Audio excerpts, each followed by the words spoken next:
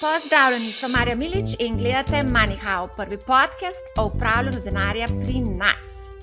Časi so negotovi in vse pogosteje se omenja stagflacija, torej povišana inflacija in hkratno ohlajanje gospodarstev. Vlagatelji so v dilemi, kaj storiti s svojimi naložbami. Vsi večji borzni indeksi so letos obarvani rdeče, zlasti čez lužo. Denimo vrednost ameriškega indeksa Nasdaq je letos upadla za 22%, S&P 500 za 13%, tudi evropske borze so večinoma obarvane rdeče, upadi pa so enomestni. Po drugi strani pa so donosnosti do dospetja 10-letnih državnih obveznic poskočile, denimo ameriška državna obveznica na 2,8%, nemška na 1%. Kako v teh viharnih časih, ko so nihanja na borzi precejšnja, upravljati portfelj? Ali je portfelj 60-40, ki so mu v preteklih letih napovedovali smrt, ponovno oživel in postal zanimiv? O tem, kako rebalansirati portfelj naložb teoretično in praktično, se bom pogovarjala z Živo Petkovšek, ki je zaposlena na Banki Slovenije kot upraviteljica premoženja, in Simon Skubin, ki je upravljalec premoženja pri Optim Trader. Zdravo!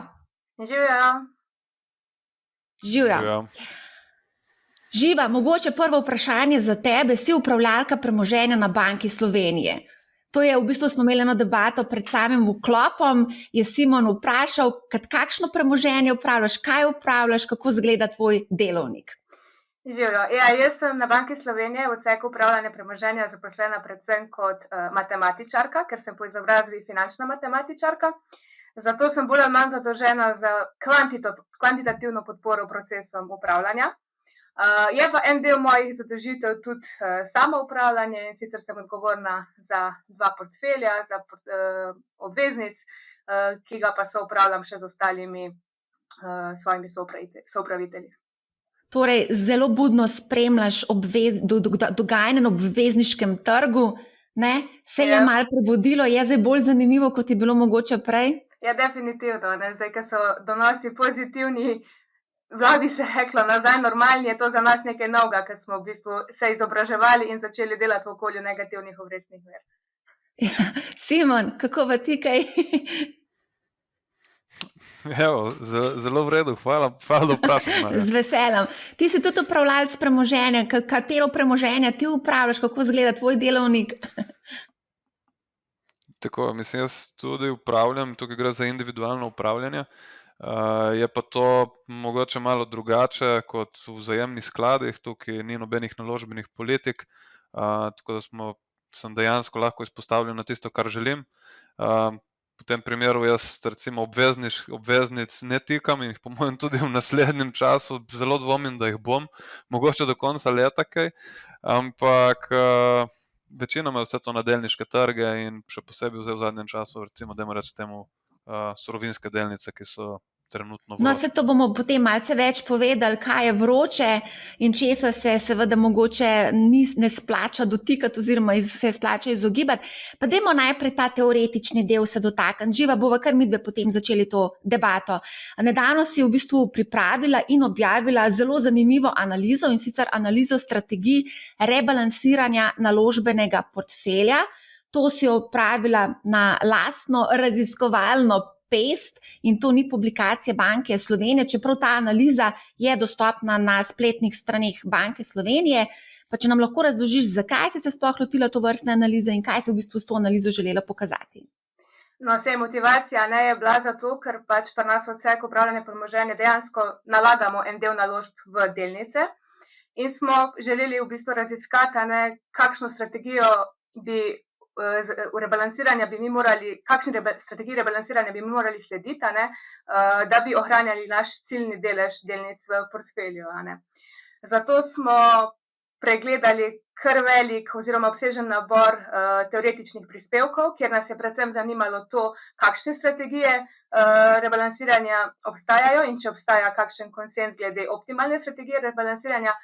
To pa smo potem za naš konkreten primer želeli preučiti z lastno kvantitativno analizo, In ja, izkazalo se je, da je v bistvu to vprašanje zelo zanimivo, dostikrat diskutirano tako med teoretiki kot tudi praktiki, in zato smo se potem na koncu odločili, da neke te splošne zaključke objavimo v obliki raziskovalnega prispevka, ki ga je na koncu Banka Slovenije izdala v svoji zbirki raziskav. Je pa tako, kot si omenila, vseeno to so pač moji lastni zaključki, odražajo moja stališča, ne stališča Banke Slovenije ali pa Evrosistema. Še mal disclaimer je za konec, da se hecam. Simon, evo, za upravljalce premoženja, za zaposlene na recimo neki trgovalni platformi so trenutni časi odlični, bolj ko je turbulentno, bolj ko je nihajno, se mi zdi, da imate več posla.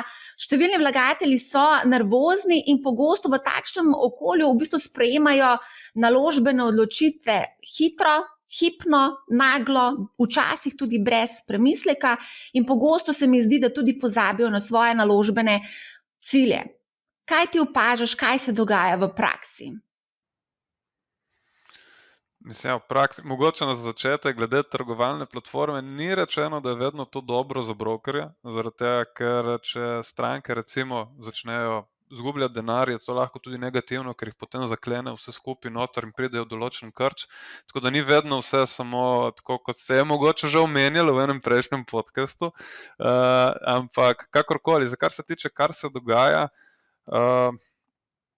dogaja se to, da mislim, od začetka leta, če lahko pogledamo, kako vse skupaj šlo, moje mnenje je vedno tako, da pri vsakem kakršenkoli, glede na to, da je tema rebalansiranja, če imaš za paničariti in rebalansirati, daj paničari prvi in ne zadnji. To se recimo dostikrat zgodi na borzi, da se začne paničariti takrat, kada je že prepozno in bi mogel iti že v bistvu v dolgo pozicijo, ne pa v kratko pozicijo.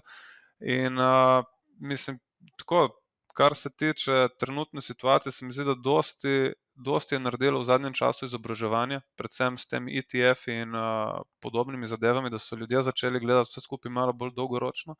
In ravno to je v bistvu to paniko mogoče odstranilo. To se je videlo recimo že 2020, se pravi s korona krizo. V korona krizi je bilo zanimivo ravno ta izkušnja s trgovalne platforme, da smo imeli kljub vsej paniki v bistvu zelo velike prilive. Ljudje so iskali, so videli to kot priložnost in so v bistvu šli noter. Tako da v bistvu ta horizont investiranja se je podaljšal, ljudje so postali bolj izobraženi in tudi te panični odzivi se zmanjšujejo. No. To je recimo neka moja izkušnja, ki bi jo rekel, kar sem Mogoče pa tudi prihajajo te izkušnje iz kripto sveta, ker so se ljudje naučili ene strategije, ki se ji reče hodl. Ampak preden greva na hodl, daj mi samo še to povej. Zdaj smo imeli 15-20% korekcijo, te korekcije se dogajajo na letni ravni, to je nekaj pač povsem običajnega. Kako ti recimo gledaš na to trenutno korekcijo, ki jo vidimo na trgu? Mislim, ta korekcija je odvisno, ki jo gledamo. Ne? Zdaj neki veliki indeksi so dejansko korigirali, recimo S&P 500 15-20%, ampak če gledamo recimo odvisno, kam si bil pozicioniran, recimo growth delnice so padle po 70, 80, 90%. Tako da to je zelo, zelo odvisno, tudi ta hodl strategija, ne?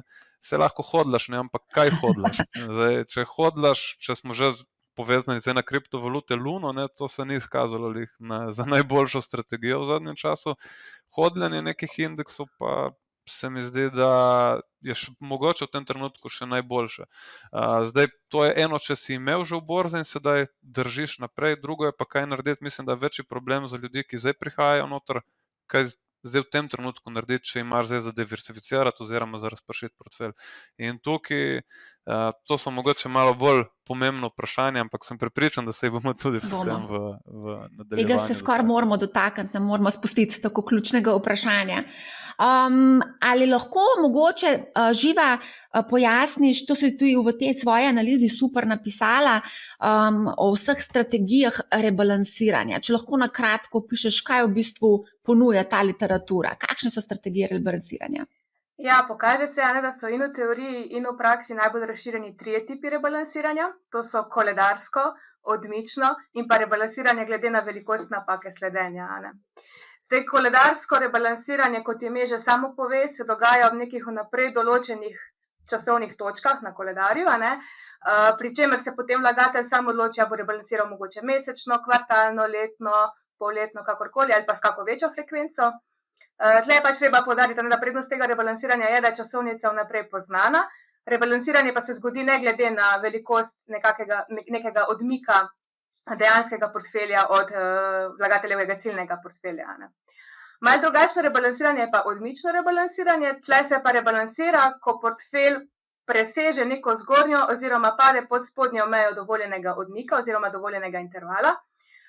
Naprimer, recimo, če si postavimo, da bi pač naša ciljna izpostavljenost do delnic znaša recimo 50.000 evrov, rebalansiramo, naprimer, kadar preseže 60 ali pa pade pod 40.000, nam v bistvu trg da signal za rebalans. Zdaj, tle je treba povedati, da pač se ti dogodki nastopajo sporadično, se pravi, vlagatelj ne more pričakovati ali pa predvideti. Dogodek pa, tako kot sem rekla, se zgodi, kadar je pač ta odmik presežen. Potem obstajajo pa tudi različne kombinacije teh dveh tipov rebalansiranj, recimo, da vlagatelj rebalansira portfelj vsak kvartal, vendar le, če je odmik portfelja od ciljnega portfelja dovolj velik. Zadnji način rebalansiranja, ki sem ga omenila, je pa rebalansiranje glede na velikost napake sledenja. Tukaj pa v bistvu rebalansiramo takrat, kadar standardni odklon presežne donosnosti našega portfelja nad nekim benchmarkom, preseže neko vnaprej določeno vrednost. Je pa pač ta način rebalansiranja tehnično najbolj zahteven, v bistvu zahteva vzpostavitev nekega primerjalnega portfelja in ga potem tudi mi vnaprej nismo obravnavali, ker je presegal okvirje zastavljene analize. Je pa tudi dosti pogostno v praksi. Se pa pač en koledarsko pa odmično pač najbolj uporabljata. Zanimivo. Simon, koliko teorije je potem tudi v praksi? Mislim, zdaj odvisno, kaj gledamo. Ali gledamo za neke velike inštitucije ali posameznike. Za neke osebne račune je najboljši način rebalansiranja, ki se uveljavlja v zadnjem času, dejansko dodajanje. Spravi, ko se določimo pač nek portfelj, ki ga potem v bistvu samo dokupujemo, recimo to so za neke strategije 10+. Zdaj, kar delajo pa velike inštitucije, pa zdaj zelo odvisno. Zdaj, te velike iz tujine so dostikrat vezane na neko koledarsko rebalansiranje, ali to kvartalno ali mesečno. Zdaj, kakšne institucije so pač aktivne, kar pomeni, da zelo aktivno trgujejo, je pa to vedno odvisno tudi od prospekta. Se pravi, vedno obstajajo neka pravila, koliko morajo biti določeni skladi, recimo investirani, in potem je ta rebalans tudi od tega odvisen. Zdaj, če imaš recimo v prospektu zapisano, da moraš biti 70% investiran v delnice, potem moraš na nek način to vzdrževati. Ne moraš iti recimo 100% v denar, kot lahko grem recimo jaz na osebnem upravljanju. In to potem moraš biti malo bolj, če hočeš prepoznati oziroma izkoristiti padce in skoke, moraš potem recimo v padcih večino delnic nam dati v kakšne potrošne dobrine, kot so recimo kakšne tobačne delnice, prehrambene industrije in podobno. V času, ko gremo navzgor, pa v delnice, kot so recimo Tesle in podobne zadeve, ki imajo pač ta vzvod dosti večji. Tako da zelo odvisno od posamezne inštitucije, bi pa rekel, da se večina vse te velikih drži neke vrste kakšnih pokojninskih skladov, se drži nekega koledarskega ali pa letnega rebalansiranja in v bistvu imajo zelo majhno aktivnost in pač to samo letno na nekih naložbenih odborih malo prilagodijo in potem to spremenijo. To pa lahko tudi zelo vpliva na našo pokojnino, če gledamo na nek dolgi rok, da te poteze recimo ne bi bile pravočasno sprejete ali... No ja, tudi to smo že se pogovarjali o tem, kakšne so v bistvu sploh možnosti upravljalcev premoženja, da v bistvu prilagajajo portfelje nekim takim situacijam, kot je bila recimo zdaj vojna, ki smo imeli. Tudi to je bila ena taka zanimiva debata. Živa, ti si tudi pregledala vso literaturo na to temo rebalansiranja in zdaj avtorji se seveda v nekaterih točkah strinjajo, v nekaterih se ne. Kaj si ugotovila? Ja, literatura na temo rebalansiranja je precej obsežna, kot sem omenila.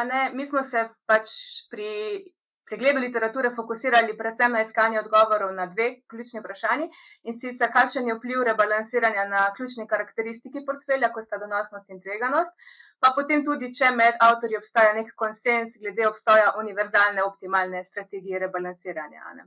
In zdaj, kar sem ugotovila, je to, da so mnenja glede vpliva rebalansiranja na samo donosnost portfelja deljena, medtem ko nekateri avtorji trdijo, da je donosnost izboljšana, kadar portfelj rebalansiramo. Po naši pregledani literaturi večina avtorjev meni, da je vpliv rebalansiranja na donosnost portfelja negativen in sicer, da jo zmanjšuje.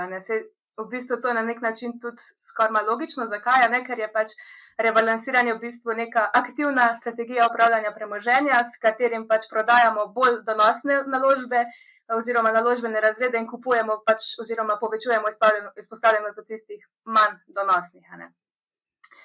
Predvsem se pa to, da je rebalansiranje negativno vpliva na donosnost portfelja, izkaže na analizah, ki so bile delane na daljših časovnih obdobjih in so v bistvu izvzele mogoče neko pristranskost, ki bi nastopila, če bi delali analizo na podlagi nekega krajšega specifičnega investicijskega obdobja. Po drugi strani so si pa avtorji zelo enotni glede vpliva rebalansiranja na tveganost portfelja. In sicer vsi po vrsti ugotavljajo, da je to res ena učinkovita metoda za nadzor, ohranjanje in celo zmanjševanje tveganosti portfelja. To je pa v bistvu tudi njegova ključna naloga, ne zdaj maksimizacija donosnosti, ampak sama omejevanje oziroma nadzor nad portfeljsko tveganostjo.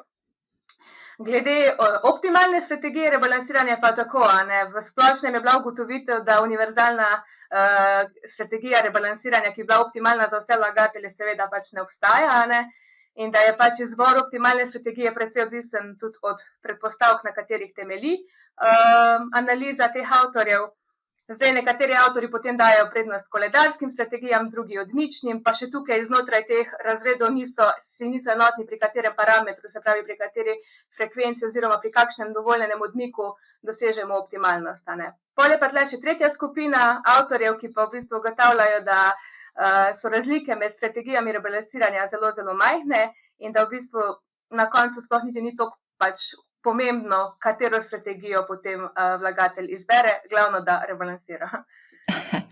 Odlično, Živa. Simon, a ni to super, da je Živa s kolegi pregledala vso literaturo in nam zdaj v 3 minutah vse povedala, kaj obstaja, v katerih točkah se strinjajo, v katerih se ne strinjajo, univerzalni portfelj, optimalni portfelj. No, daj še ti povej.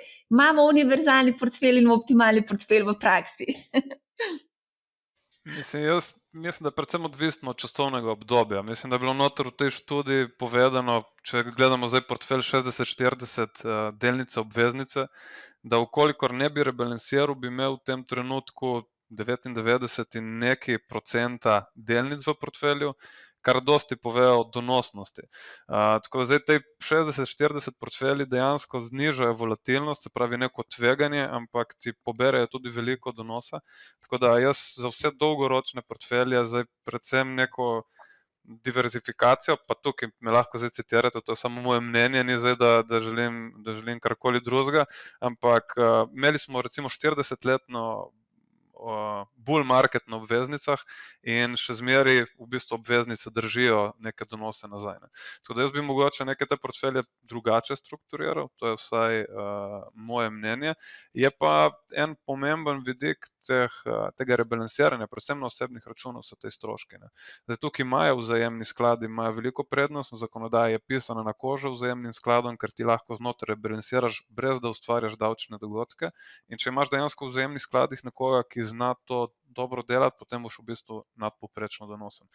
Zdaj, problem je pri vzajemnih skladih, ker jih je večinoma closet indeksni skladi oziroma closet vzajemni skladi se kličejo, kar pomeni, to so skladi, ki so pod narekovaji aktivni, v bistvu pa samo kupijo ETF sklade in jih držijo za vas. In to potem seveda ne more outperformati marketa.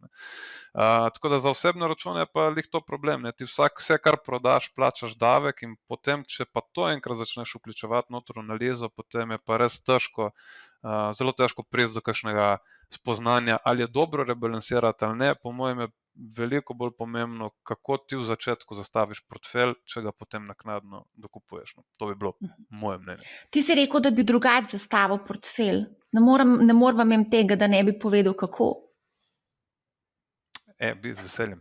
V glavnem, sestavil bi ga večino obdobje, recimo, če zdaj gledamo, dosti se govori predvsem o tem, da bi tistih 40% mogli zamenjati surovine, predvsem za recimo naslednjih 10 let. Tako da vsi tisti, ki recimo, če bi jaz zdaj v tem trenutku sestavljal portfelj za naslednjih 5 do 10 let, bi definitivno tistih 40% obveznic, pa ne pravim do konca letošnjega leta, če bomo imeli recesijo, bo obveznice delale dobro, ampak na periodi 5 do 10 let mislim, da bi bilo skoraj boljše kot tistih 40% obveznic dati noter surovinske delnice in tukaj ne bi nikakor pozabil tudi na določen del v fizično zlato.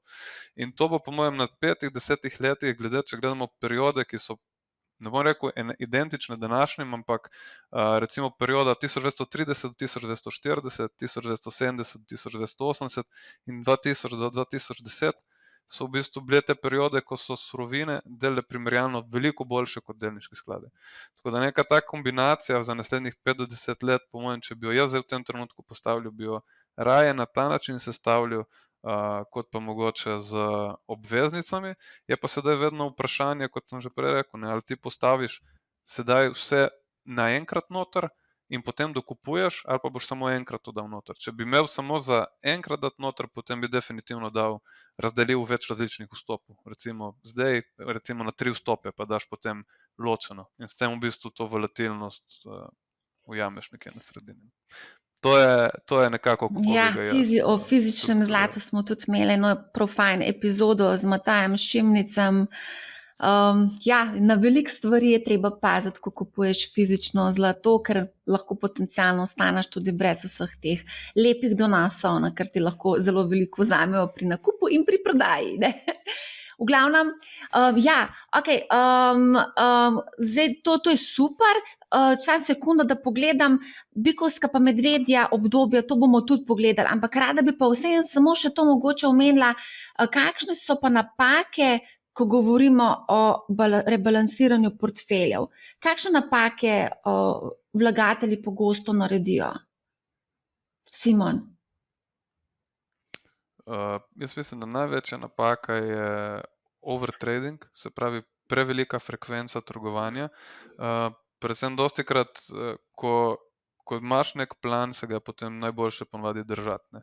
Zdaj, tukaj je seveda everybody got a plan until they got punched in the face, ne? Se pravi, vsi imamo plan, dokler nas nekdo ne udari po nosu, ampak jaz mislim, da problem je dostikrat to, ker se nekdo odloči za nek dolgoročen portfelj in potem ga potegne noter in začne preveč trgovati. In to zna biti potem problematično in dostikrat rezultira v tem, da so donosi veliko nižji kot tisti, če bi recimo samo pustili primeru situacijo in ne bi se v bistvu sama izpeljala. Pasivna strategija upravljanja premoženja. Ja, mislim, da večina ljudi je to verjetno skoraj da najboljše. Še posebej, če zdaj niste pripravljeni namenjati res velike količine časa, pa da ste res noter, je potem boljše biti pasiven kot pa aktiven, ker neke polovične igre tukaj ni, ali si noter ali nisi. Zdaj, če nisi, potem zna dostikrat biti to zelo negativno. Živa, ti si preverila tudi vpliv rebalansiranja na uspešnost upravljanja portfelja za lastno kvantitativno analizo. A lahko pojasniš, kaj si ugotovila, pa sploh kaj si vse vključila v to kvantitativno analizo? Naredili smo lastno kvantitativno analizo in sicer tako, da smo v obdobju med letoma 1926 in 2021, torej v skoraj 100 let dolgem obdobju, strategije rebalansiranja aplicirali na portfelj, sestavljeni 60% delnic in 40% obveznic. Izbrali smo 8 strategij, 4 koledarske in 4 odmične, med koledarskimi mesečno, kvartalno, polletno in letno, med odmičnimi pa tiste, ki vlagatelju dovoljujejo odmik od ciljne vrednosti delnic za 1 odstotno točko, 2,5, 5 ali pa 10 odstotnih točk, torej od teh 60% v portfelju. Zdaj, strategije rebalansiranja smo aplicirali na portfelj na 2 različna načina. Prvič na celotno obdobje, torej na to skoraj 100 let dolgo obdobje, drugič pa tako, da smo jih aplicirali na drseča 10-letna podobdobja znotraj tega dolgega obdobja. Potem pa smo rezultate primerjali na podlagi različnih kvantitativnih kazalnikov in sicer na podlagi kumulativne, povprečne letne, maksimalne in minimalne dosežene donosnosti. Potem smo pogledali tveganost teh strategij oziroma volatilnost, ki smo merili preko standardnega odklona teh donosov. Potem pa tudi seveda, kakšen je vpliv na tveganju prilagojene kazalnike, torej tveganju prilagojeno donosnost, ki jo pa definiramo kot realizirano povprečno donosnost na enoto tveganja. No in zdaj naša kvantitativna analiza je potrdila prevladujoče navedbe v literaturi, da rebalansiranje sicer znižuje donosnost v portfelju, a hkrati res učinkovito omejuje njegovo tveganost. In ta omejena oziroma nižja tveganja strategij rebalansiranja napram strategiji, ki portfelja ne rebalansira, v bistvu prevlada na tisto znižano donosnostjo, zato se kazalniki tveganju prilagojene donosnosti tem portfeljem izboljšajo. Izkaže se to za prav vse strategije rebalansiranja. Je pa res tudi to, kar sem že mogoče prej omenila, da so pa razlike med temi strategijami res zelo, zelo majhne. In tudi to, da se na podlagi različnih kazalnikov različne strategije pač pokažejo kot optimalne. Naprimer, na podlagi realiziranega kumulativnega donosa bi mogoče zmagala strategija, ki dovoljuje največji dovoljen odmik, torej 10 odstotnih točk, medtem ko bi recimo na podlagi volatilnosti prevladala strategija letnega rebalansiranja, z vidika maksimalne dosežene donosnosti, naprimer pa strategiji polletnega in pa kvartalnega rebalansiranja. Skratka, pač nobena strategija ne dominira nad ostalimi na podlagi vseh ostalih kazalnikov. Zelo podobno smo pa zaključili tudi, ko smo aplicirali na tista 10-letna drseča obdobja. Zanimivo. Simon, kako pa ti preverjaš, kako uspešna je bila tvoja strategija rebalansiranja? Ja, mislim, da je zelo očitno. Pogledam vrednost portfelja in mi je tako jasno. Ampak jaz ne preverjam recimo svojih portfeljev na tak način, da bi koledarsko ali pa kakorkoli, ampak bolj sektorsko, recimo se pravi, kadar je nekaj zanimivo, se v bistvu tja noter pozicioniram. Je pa tako mogoče ena stvar, ki bi jo rad omenil, to, kar je govorila zdaj že Živa. Pomembno je, da imaš tak portfelj, v katerem se ti dobro počutiš. In tukaj ne glede na to, ali boš imel ti 40% obveznic ali kakorkoli, 40% denarja, pomembno je, da si ti miren, kadar greš spat. Ker če si ti nemiren in te je strah, kaj se bo zgodilo, potem je to mogoče največji problem. In to je zanimivo potem res, ko določene strategije premagajo donosnost. In to je v bistvu ta realizirana volatilnost. Ne? In to na koncu manjši donos, če to pomeni, da ti v bistvu mirno spiš, je dosti pomembnejši kot pa karkoli drugega. To so vsaj moje izkušnje, pa sem imel že ta skoke in gor in dol, tako da v bistvu raje manj donosa, pa mirno spanje. Ja, mislim, da leta 2008, ko se je zgodila finančno-gospodarska kriza, da takrat marsikdo ni mirno spal, a ne, kljub temu, da je imel v glavi izdelano svojo strategijo, svoje naložbene cilje jasne. Sploh pri Slovencih sem opazila, da pač takrat ni bilo neke zvestobe borzi, ne, takrat so bili neverjetno veliki odlivi, tako iz vzajemnih skladov, kot v bistvu iz klasične borze. V glavnem, da mi povej, a si kdaj naredil, a so bile tvoje poteze kdaj prehitre, prepočasne, mogoče tudi napačne? Konstantno. Konstantno, ne, tako, mislim, itak si vedno v tej borbi samim sabo, kdaj bi kaj kupil, kdaj bi kaj prodal, zelo redko kdaj, mislim, vedno ponavadi prodaš malo prej ali pa kupiš malo prepozno, tako da tukaj pri aktivnem trgovanju si vedno v tem precepu. Ne. Se pravi, že dosti recimo investitorjev, ki jih jaz poslušam in vem, da so zelo dobri, se vedno recimo šali na račun, evo, jaz sem prodal, zdaj pa lahko odleti navzgor. In to se pač dosti krat zgodi, kakšenkrat zgleda, kot da te trg dobesedno zafrkava v glavo, ampak to je pač del, kateremu se lahko izogneš s tem, da mogoče podaljšaš neko svoje časovno obdobje. Ne. Takrat po vse te hitri premiki izgubijo to vrednost in rata vse skupaj malo lažje. Ne. Tako da kakšenkrat je dobro mogoče z miško poskrolati pa razširiti periodo in rata vse potem se ne sekiraš toliko. Eno zelo, zelo pogosto vprašanje še danes, strategija izhoda. a ne, konstantno dobivamo to vprašanje, kdaj iti ven z naložbe. Zdaj, če ti ustvariš več kot 100% donos, verjetno se ti splača pač realizirati malo te profite, a ne, da ni samo na virtualno, ne. Mislim, tukaj je pa strategija delnih izstopov. Ne? Mislim, vse to, kar jaz in delni vstop in delni izstopi. No, zdaj tukaj govorimo o malo bolj aktivnem trgovanju, tukaj ne govorimo o dolgoročnem, ampak aktivno trgovanje vedno vsaj pač delno vstopaš in s tem v bistvu povečuješ verjetnost svojega uspeha. Ti zničuješ povprečno ceno in potem, ko se neka zadeva dejansko obrne, če si jo pravilno zanaliziral, se potem imaš pač boljšo vstopno točko, ne, če lahko. In enako je potem z izstopi. Ne. Zdaj čakati na idealen izstop tega ni. Tako da je boljše pa si določiti neke določene točke, pri katerih izstopaš in potem iti ven. Je pa ena stvar, ki bi poudaril pri nekih zadevah, ki pač delajo, jih je dobro vsaj minimalno pustiti. Ker zdaj, da se pač ti odločiš v enem trenutku, evo, zdaj pa to in vse prodaš, potem pa narediš še 200-300%, recimo, hipotetično. Ne. Tako da te delni vstopi, to je nekaj, kar je pri aktivnem trgovanju zelo uporabi in mislim, da je to tudi prava pot, predvsem zato, da realiziraš in pa v bistvu, da tudi kupiš takrat, ko je treba. A bi rekel, da smo že v medvedjem trendu? Mislim, kar se tiče, odvisno kot kje, ne. Zdaj, recimo, določene surovine so še zmeraj izgledajo zelo dobro. Ta prepoved včerajšnja oziroma te sankcije, ki so bile na nafto, bojo najverjetneje potegnile vse skupaj navzgor. Kar se pa tiče generalnih delniških indeksov, mislim, da če bomo čakali na ekonomiste, da bojo rekli, evo, recesija, takrat bojo borzni indeksi že odleteli. Ne.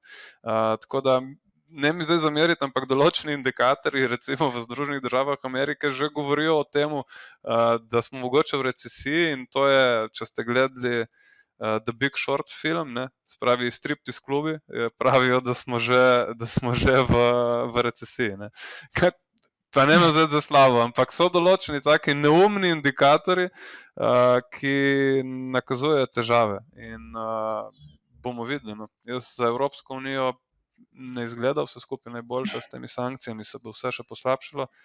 Združene države Amerike pa zelo veliko odvisno tudi od tega, kaj bo naredila centralna banka. To za striptease klube, to sem tudi jaz slišala, da je pač rahlo upadel promet, a ne, v Ameriki.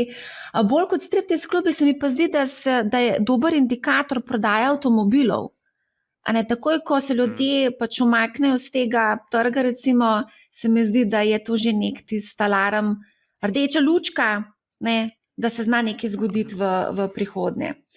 Ok, a se lahko dotaknemo zdaj še tega rebalansiranja v različnih tržnih okoljih?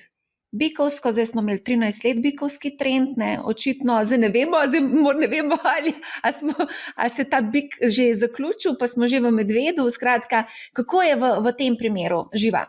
Ja, z vidika donosnosti se ne v bikovskem, ne v medvedjem trendu rebalansiranje portfelja ne izplača. Zdaj, zakaj, ne? V bikovskih obdobjih je pač, kaj se dogaja, ne? Mi v trendu navzgor v bistvu zmanjšujemo izpostavljenost do bolj donosnih, a ne, naložb, ne? In pač s tem izgubljamo donos. Je pa res, da recimo strategija, ki pa ne rebalansira, ne, na donosnosti pridobi, ampak hkrati zelo poveča tveganost, ne? Tako da z vidika tveganju prilagojenih donosnost pa rebalansiranje pozitivno vpliva, ne, na portfelj. Drugače pa pač v medvedjih trendih, a ne, v medvedjih trendih pa povečujemo izpostavljenost do naložb z nadalje padajočo donosnostjo, a ne, in s tem tudi pač večamo volatilnost te strategije, tako da pač v teh obdobjih se pa tudi z vidika tveganju prilagojene donosnosti rebalansiranje ne izplača. Se pa recimo rebalansiranje tako z vidika donosnosti kot tveganju prilagojene donosnosti izplača pa v teh obdobjih, ki pa so mogoče brez neke prave tržne smeri, a ne, sideways obdobja so to. Zakaj ta obdobja so praviloma dosti volatilna, a ne, in se da z rebalansiranjem izkoristiti to lastnost, da vračanja k dolgoročnemu portfelju, no, to mean reverting lastnost, a ne, in se pač na nek način dajo ustvarjati neki presežni, sicer omejeni ti donosi, a na naši analizi ugotovljeno, da pozitivni. Evo, Simon, kako je pa pri vas v medvedjem in bikovskem trendu v praksi? Mislim, jaz se bom tukaj kar strinjal z Živo. Mislim, da je to zelo dobro povedano, točno to. Ti v bistvu, kadar delaš nek rebalans v bikovskem trendu, v bistvu odvzemaš pozicije, ki delajo dobro in dajaš v luzerje, za reč. In obratno potem tudi v tem medvedjem. Tako da jaz mogoče jaz se toliko ne koncentriram na rebalansiranje, kot mogoče na dokupovanje. Tako da mogoče je boljše, če greš v neko pozicijo, kot je medvedji trend, recimo s pozicijo denarja, ki ga potem dolagaš v tiste pozicije oziroma v tiste delnice ali kakorkoli že, za katere misliš, da bojo delale dobro neko daljšo periodo. Tako da to bi bilo recimo, še posebej zdaj v tem trenutku se mi zdi dobra strategija, da recimo imaš mogoče rezerviran nek denar, ki ga potem samo postopoma dodajaš. Jaz se moram kar strinjati s tabo. Strategija dokupovanja je tudi ena strategija, ki jo jaz ponavadi uporabim pri svojem investiranju. Skratka, mogoče tukaj smo pozabili prej, ko smo se pogovarjali o smrti 60-40 portfelja, o tem se je zelo veliko pisalo v Ameriki. Kako pa tak portfelj živi v okolju povišane inflacije, pa mogoče tukaj še eno podvprašanje. Zdaj trenutno imamo povišano inflacijo, kaj bo z inflacijo v prihodnje in kako bo ta vplivala na naše portfelje? Simon, boš ti mogoče začel? Lahko, jaz mislim, da portfelj 60-40, 40 obveznice je letos umrl. Zdaj bomo videli, kaj se bo zgodilo. Mislim, da so imele obveznice najslabše donose v zadnjih, res niti ne vem, kam gre to štetje nazaj. Tako da jaz ne vem, kolikor bo sploh to spet zaživelo, še posebej zaradi tega, ker smo imeli 40 let pač padajočih obrestnih mer in ko se začnejo obrestne mere dvigati, je to slabo za obveznice. Dajte si predstavljati, pač višje obresti so slabe za cene obveznic in v tem trenutku izgleda, kot bomo imeli obdobje povečanja inflacije. Zdaj, jaz mislim, da to perioda ni nekaj, kar se bo kar nehala, kar dosti ljudi govori. Še posebej to zmanjšanje globalizacije bo vplivalo inflacijsko in tudi ta investicijski cikel v surovine bo vplival inflacijsko. Bomo pa po mojem imeli te periode padcev, kar pomeni, da bo sicer inflacijski trend, ki bo imel te deflacijske periode zaradi tega, ker bo prišlo do pregretja. To je recimo nek moj take. Je pa tako, da predvsem zgleda ta deflacijska perioda recimo do konca leta. To je, zdaj je deflacijska perioda? Deflacijska v vidiku tega, da bi lahko obrestne mere šle navzdol, ker se pričakuje pač recesija in v recesiji je pod narekovaji, se bo to zgodilo, drugo vprašanje, ampak bondi, spravi obveznice, bi znale delati dobro od sedaj naprej. Ali vidva pričakujete recesijo še letos? Živa, na obvezniškem trgu, kako gledate na prihod recesije, na povišano inflacijo? Ne smem komentirati, tako da mogoče kar Simon naj. Ne, jaz mislim, da če se bo, ne bom govoril od gospodarske recesije.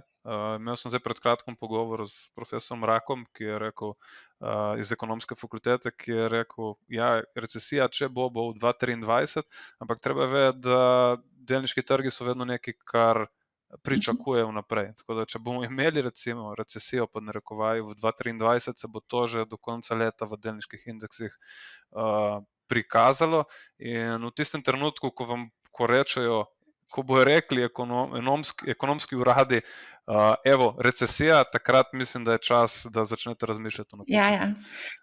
Ja, definitivno pridejo te vsi razne ugotovitve statistične, ki jih objavljajo razne te inštituti z zelo velikim zamikom, a ne? Tako da je treba biti pa v stiku s trgom zdaj, danes, tukaj. Živa, zanimiva zadeva je bila tudi ta, da si z občutljivostno analizo preverjala občutljivost rezultatov, če spremenimo strukturo portfelja in dolžino investicijskega obdobja. Kaj konkretno to pomeni? Res je. Zdaj primarni cilj te občutljivostne analize je bilo zagotoviti, da mi ne bi nekih splošnih zaključkov postavljali na podlagi rezultatov, ki jih dobimo kadar sami arbitrarno določimo parametre. Ne. Zato smo v ta namen alternirali te parametre, ki se jih je dalo, recimo dolžino investicijskega obdobja, strukturo portfelja, kot si omenila, pa tudi mogoče v osnovni analizi smo te meje dovoljenega odmika postavljali simetrično, pa smo potem pogledali, kaj se zgodi, če pač postavimo različne meje za navzgor ali navzdol. Na koncu pa smo v bistvu še zato, da ne bi pač sklepali na podlagi zgolj ene realizacije delniških donosnosti, simulirali te delniške donosnosti in preverili tudi na različnih drugih trajektorijah samega realiziranega donosa. Ne. In zdaj glavna ugotovitev je bila ta, ne, da pri vseh parametrih, ki smo jih preverili, so se rezultati niso dosti spremenili, torej so zaključki ostali praktično nespremenjeni in s tem torej se je potrdilo, da so rezultati naše osnovne analize kar precej robustni. Evo, no, Simon, kako zdaj ti gledaš na to zadevo? Sprememba portfelja, rekla sva dokupovanje, kaj pa recimo dolžina investicijskega obdobja, da recimo tako kot stanovanjski kredit iz 20 let na 30 let podaljšaš. Mislim, to je itak konec koncev še, mislim, da najbolj pomembno pri vsakem začetnem planu, ne, te finančne načrte, ki se delajo, je vedno odvisno, kako boš ti sestavil, glede na koliko časa si pripravljen investirati. Ne. In tukaj se potem tudi spreminja, kaj daš noter, kako daš noter. Tako da tukaj v bistvu nimam prav kaj dosti dodati na vse, kar je povedala Živa in se moram kar strinjati. Tukaj perioda je v bistvu najpomembnejša zadeva pri vsaki strukturi. No, zdaj, aktivnost, pasivnost, nekaj smo o tem že povedali. Ti si, Simon, če sem prav razumela, zagovornik pri dolgoročnem investiranju bolj pasivnega investiranja, medtem ko verjetno tisti, ki se želijo malo bolj profi ukvarjati s tem, pa mogoče aktivno, ampak nekako na dolgi rok oziroma pod črto, kdo več ustvari. To je ta bitka med pasivnim in aktivnim. A upaš povedati? Mislim, tako vam rekel, če bi gledali celotno tortico, potem je definitivno boljše biti dolgoročen, ampak so pa tukaj seveda izjeme. Zdaj so zelo dobri mali vlagatelji, ki močno outperformajo trg. Imamo profesionalne vlagatelje, ki močno underperformajo trg, tako da tukaj nekega pravila ni. Bi pa rekel, da je tukaj predvsem časovna komponenta. No. Če si pripravljen vložiti čas, potem je aktivno trgovanje lahko zelo v redu. Če pa pač se s tem ne želiš ukvarjati, nimaš časa, potem nimaš v aktivnem trgovanju kaj početi. Živa, ste mogoče bi tudi kaj preverjali, kako to vpliva? Ne, zdaj konkretno ne, ampak pač, kar bi rada pri tem poudarila je, da pač tisti, ki se mogoče pasivno ukvarjajo oziroma se ne ukvarjajo z rebalansiranjem portfelja, pač njihovo ključno tveganje je, da se pač lahko v nekem daljšem oziroma nekem pač investicijskem obdobju zaradi premika tržnih vrednosti pač njegova struktura toliko spremeni, da ne odraža več osnovnih karakteristik portfelja, ki si jih je vlagatelj postavil na začetku, torej predvsem pričakovane donosnosti pa preference po tveganju. Ne. Po drugi strani pa pri aktivni vlagatelji, kot je Simon zdaj že večkrat povedal tudi, pa pač sicer vztrajno in zorno vzdržujejo svojo strukturo portfelja, ampak pri tem mogoče povzročajo neke velike stroške, ki so morda celo nerazumni, pač glede na to, da v povprečju, kot je kvantitativna analiza pokazala, pač razlik potem ni. No, to se mi zdi zelo pomemben point, da so lahko tudi potencialno višji stroški, ki jih pogosto zanemarimo, konec koncev. Čeprav tukaj so stroški predvsem na davčni zakonodaji. Zdaj stroški provizije in podobne zadeve, to je šlo že močno navzdol. Je pa tako, da zakonodaja je napisana zelo neprilagojeno osebnim računom in predvsem ta davčni vidik je zelo problematičen. Zelo problematičen, bomo tudi videli, kako bo postal problematičen v prihodu nove vlade, kar bomo pol malce pokomentirali. Živa, vi ste tudi pogledali, kako rebalansirati portfelj s čim manj dodatnih stroškov in na kaj moramo vse paziti.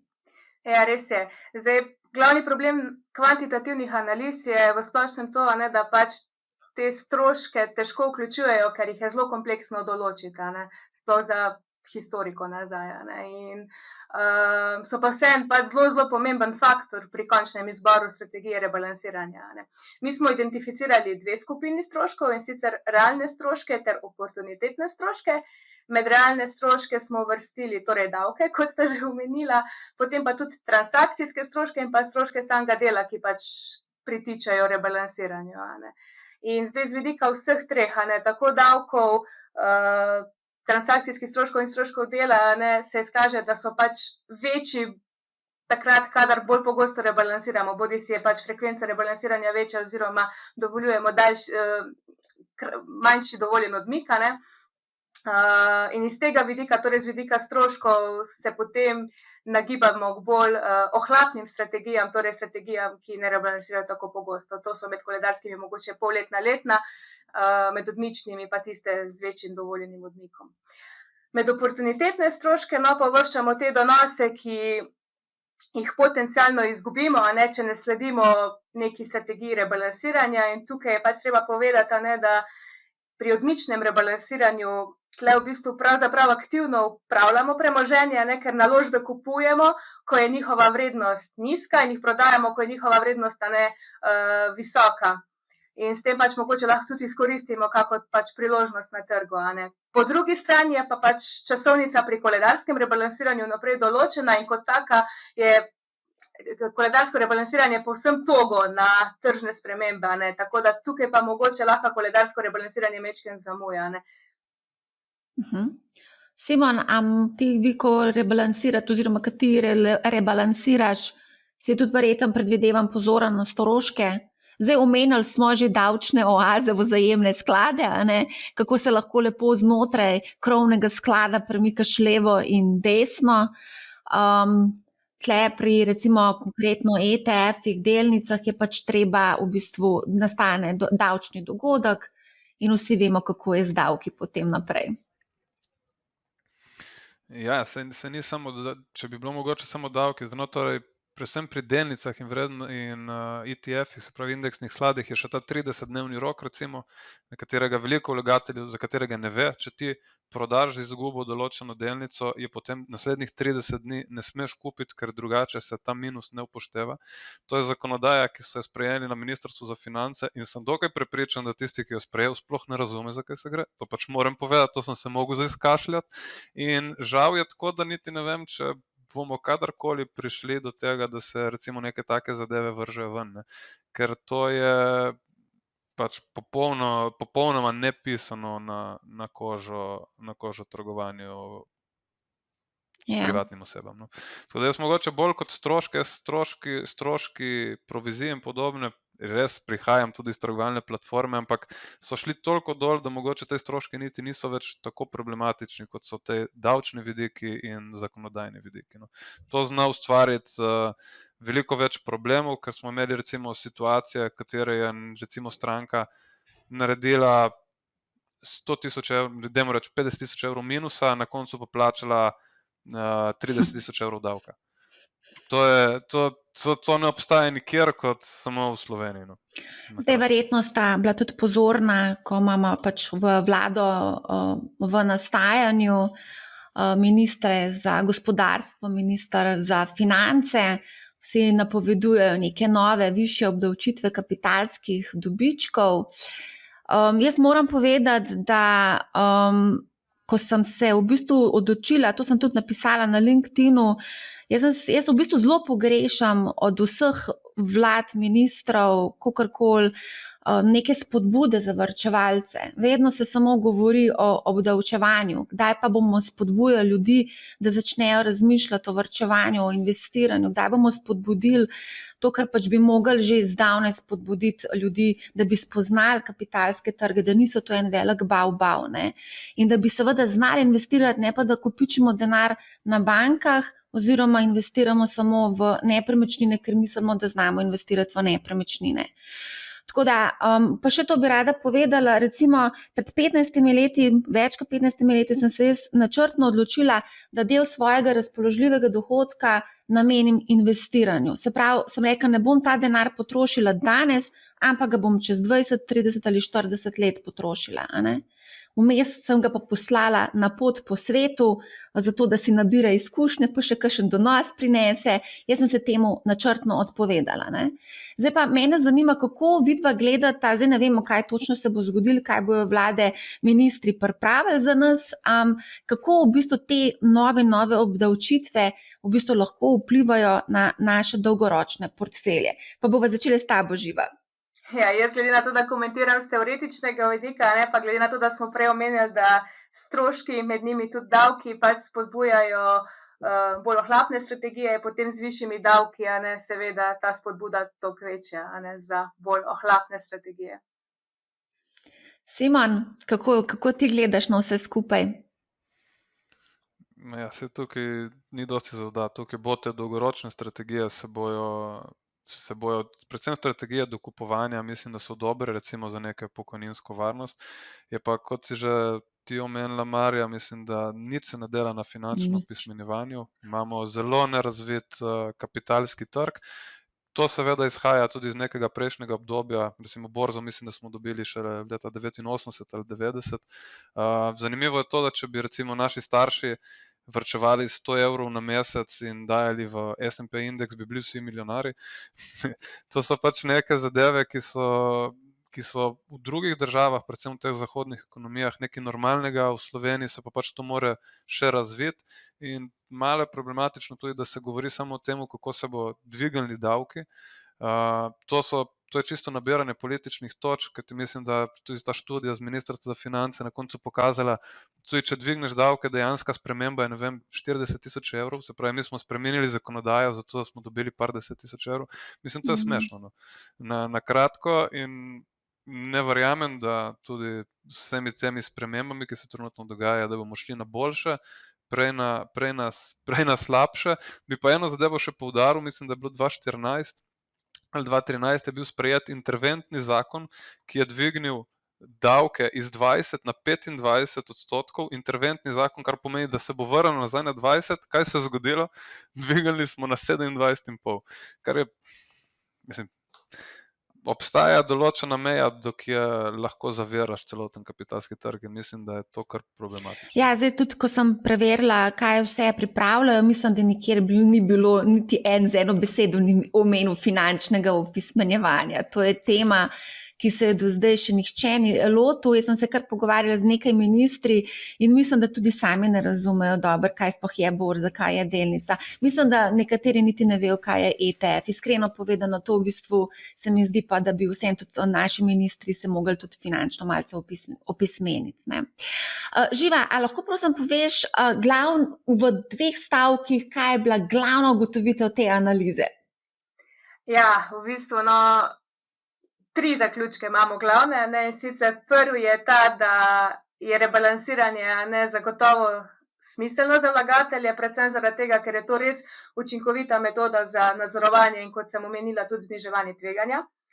Drugi je ta, da kot je pokazala pač kvantitativna analiza, torej z kvantitativnega vidika niti ni toliko pomembno, kateri strategiji potem rebalansiranja sledimo, a ne, je pa treba zelo upoštevati pač stroške, ki jih pri tem povzročamo, a ne. Tukaj potem mogoče ti stroški usmerjajo bolj v izbor odmičnih strategij. Ne.